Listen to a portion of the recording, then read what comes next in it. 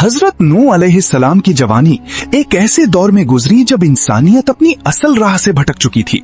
वक्त के साथ लोगों ने अल्लाह की इबादत को छोड़कर बुतों की पूजा शुरू कर दी थी। मुआशरे में जुल्म, नाइंसाफी और अखलाकी गिरावट आम हो चुकी थी।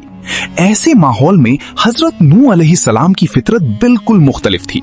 वो बचपन ही से सच्चाई, इंसाफ और पाकीज़गी की तरफ माइल थे और जवानी में दाखिल होते ही उनकी सोच मजीद गहरी और संजीदा हो गई। जवानी के जमाने में हजरत नूह अक्सर तन्हाई में वक्त गुजारते, आसमान, जमीन और कायनात के निजाम पर गौर करते। वो सोचते कि ये सब कुछ खुद ब खुद कैसे हो सकता है। उनके दिल में ये यकीन पैदा होने लगा कि इस कायनात का एक खालिक है जो सब कुछ चला रहा है।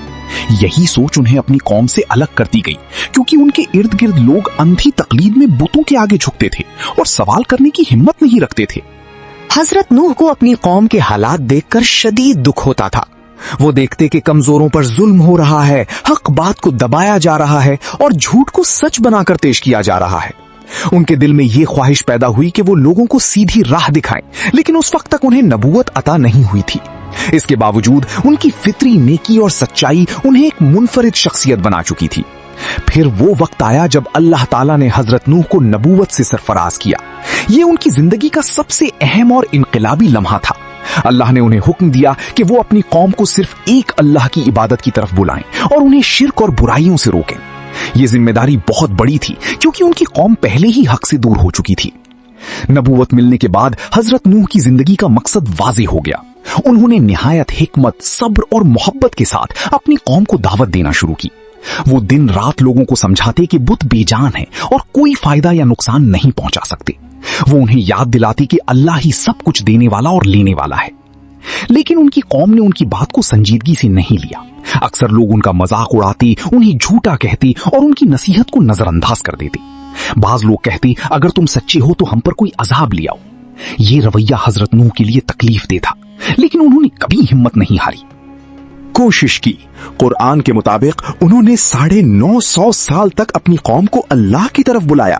ये एक गैर मामूली मिसाल है कि उन्होंने कितनी इस्तिकामत और लगन के साथ अपना मिशन जारी रखा।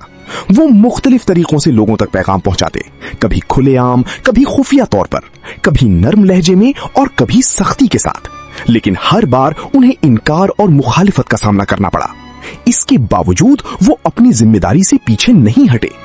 हजरत नूह की जवानी से लेकर नबूवत तक का सफर हमें यह सबक देता है कि सच्चाई की तलाश और उस पर कायम रहना आसान नहीं होता। इंसान को मुश्किलात, तनकीद और तन्हाई का सामना करना पड़ता है, लेकिन अगर नीयत साफ हो और मकसद अल्लाह की रजा हो तो कामयाबी जरूर मिलती है। उनकी जिंदगी हमें यह भी सिखाती है कि एक फर्द भी पूरे मुआशरे को बदलने की कोशिश कर सकता है। अगरचे फौरी नताइज नजर ना आए, लेकिन मुसलसल मेहनत और सब्र आखिरकार असर जरूर दिखाते हैं। आखिर में हजरत नूह की कहानी हमें उम्मीद, हौसला और ईमान का दर्स देती है। उनकी जवानी की सोच और नबूवत के बाद की जद्दोजहद हर इंसान के लिए एक रहनुमा उसूल है कि हमें हमेशा हक का साथ देना चाहिए, चाहे दुनिया हमारे खिलाफ ही क्यों ना हो।